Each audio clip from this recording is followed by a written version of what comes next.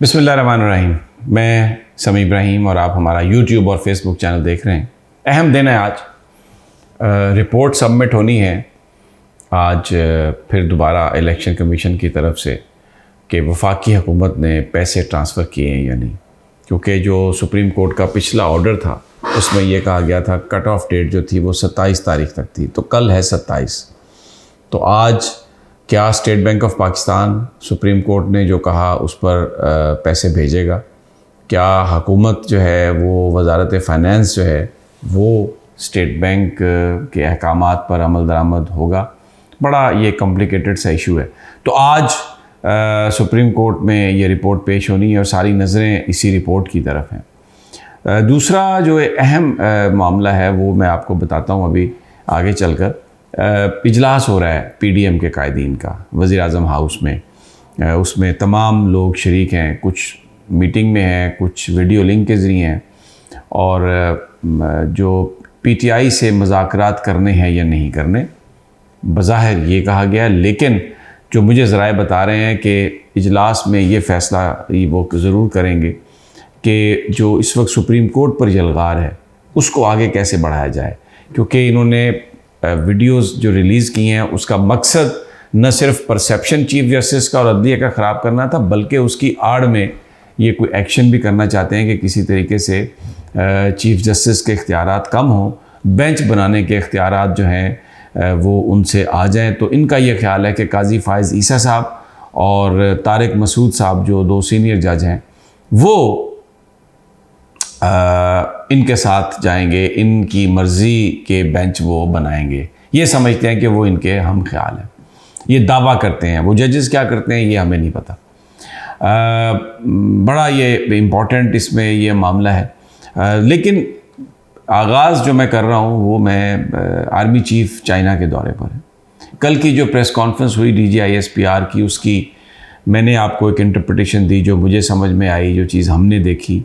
लेकिन बहुत सारे लोग जो हैं, डॉन अखबार जो है और भी जो इदारिये या ख़बरें या जो हेडलाइंस हैं उसमें तो ये जो हुकूमती प्रो हुकूमती मीडिया है वो ये बताने की कोशिश कर रहा है कि प्रेस कॉन्फ्रेंस जो थी वो पीडीएम के हक़ में थी और पीडीएम जो बात कह रही है वो बिल्कुल सही है। मिसाल के तौर पे ये हेडलाइन है, ये कहा जा रहा है कि वो जी बड़ी क्रेडिबल थी जो वजारत दिफा की रिपोर्ट थी सिक्योरिटी के हवाले से, वो DGISPR ने ये कह दिया। आप मुझे बताइए, क्या DGISPR ये कहते हैं कि वो रिपोर्ट क्रेडिबल नहीं है?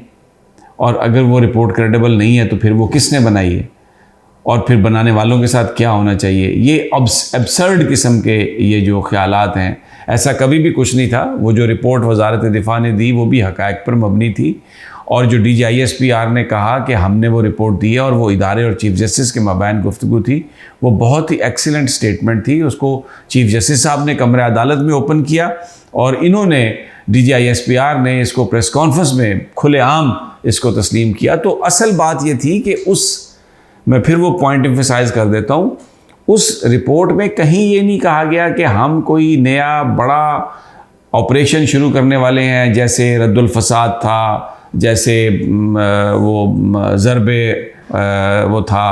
अमन शायद उसका नाम है या ज़रबे आहन है, मैं पूरी तरह नाम उसका मुझे याद नहीं है, लेकिन उस तरह का कोई बड़ा ऑपरेशन शुरू नहीं हो रहा। बल्कि ये कहा गया कि कोई नो गो एरियाज़ नहीं है और जो इलाके क्लियर करवा लिए गए हैं जो किसी भी ऑपरेशन की पहली फ़ेज़ होती है। अब तो बिल्ड और ट्रांसफ़र यानी उसकी रीबिल्डिंग करके रिहैबिलिट उसको करके तो लोग जो जिनकी थी वो जगह उनको वापस करने के प्रोसेस में है। तो कोई नया ऑपरेशन नहीं है।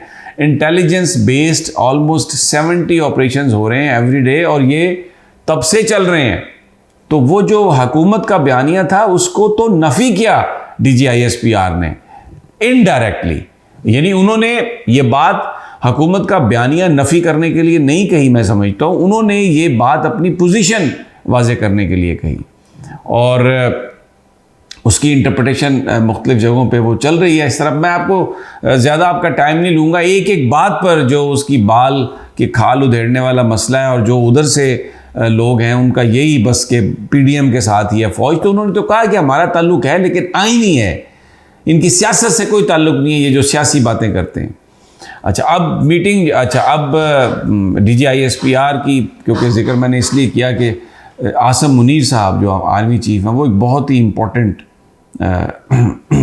दौरे पर हैं, चाइना में हैं, उनकी मीटिंग्स का सिलसिला शुरू है। CPEC के हवाले से बात होगी, पाकिस्तान के अंदर जो चाइनीज़ लोग हैं उनकी सिक्योरिटी के हवाले से बात होगी, जो प्रोजेक्ट्स चल रहे हैं उन पर सिक्योरिटी की बात होगी। और दूसरी बात यह है कि ये दौरा बहुत अहम है इसलिए कि सऊदी अरेबिया और रशिया के बीच चाइना ने एक बहुत ही इम्पोर्टेंट रोल प्ले किया और उनको आपस में वो नज़दीक लेके आए हैं।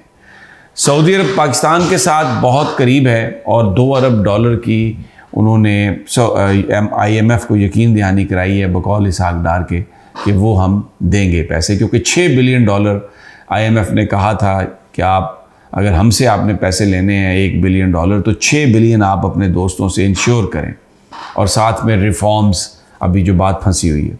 तो ये दौरा इस लिहाज से बहुत अहम है कि ख़ित्ते में चाइना ने जो पॉलिटिकल इन्फ्लुएंस अमेरिका का है उसको एक डायरेक्टली चैलेंज किया है।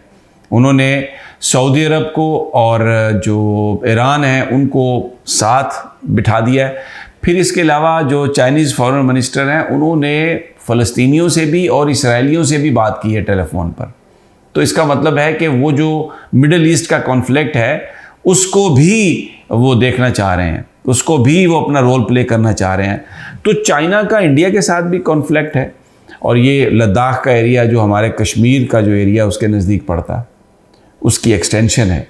तो पाकिस्तान और चाइना मिलकर जो इंटरनेशनल कम्युनिटी के साथ बात कर सकते हैं और कश्मीर का मामला जो है उसको हम देख सकते हैं, क्योंकि इस हुकूमत ने तो उसको बैक बर्नर पर डाल दिया है। बिलावल भुट्टो जा भी रहे हैं गोवा, लेकिन हमें जो आर्मी की तरफ से जो हमें जो उनकी स्टेटमेंट्स जो आर्मी चीफ की आ रही हैं और जो DGISPR ने भी जो बात कही उस पर बड़ा खुलकर कश्मीर के इशू पर उन्होंने अपनी जो मौक़िफ़ है, पुराना मौक़िफ़ पिछले 77 ईयर्स से चल रहा है उसको रीइटरेट किया है और इंडिया पर बड़ा ऑनस्लाट किया है। तो ये इस लिहाज से दौरा बहुत अहम है कि ज़ाहिर है पाकिस्तान की फ़ौज की पाकिस्तान के अंदर एक बहुत ही उसको अहमियत हासिल है और ताकत का समझा जाता है कि सबसे ज़्यादा जो पावरफुल ऑर्गेनाइजेशन है वो पाकिस्तान की आर्मी है और पॉलिटिकल गवर्नमेंट जो है वो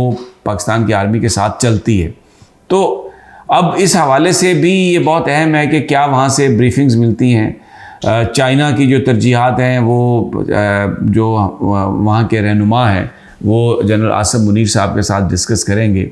तो ये CPEC के प्रोजेक्ट्स, उसकी तरक्की, ख़ित्ते में पाकिस्तान का रोल, और फिर जनरल आसम मुनीर के पास भी एक अपॉर्चुनिटी होगी कि जो अगर कोई गलतफहमी पैदा हो रही है IMF और अमेरिकन इन्फ्लुएंस से, उसमें भी वो सूरत हाल जो है वो एक्सप्लेन कर सकते हैं।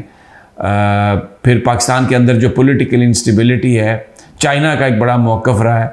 ये भी उम्मीद की जा रही है कि ये जो इशू है पॉलिटिकल इंस्टेबिलिटी का, जो कि इकोनॉमिक स्टेबिलिटी के लिए बहुत ज़रूरी है, इस पर भी बात होगी।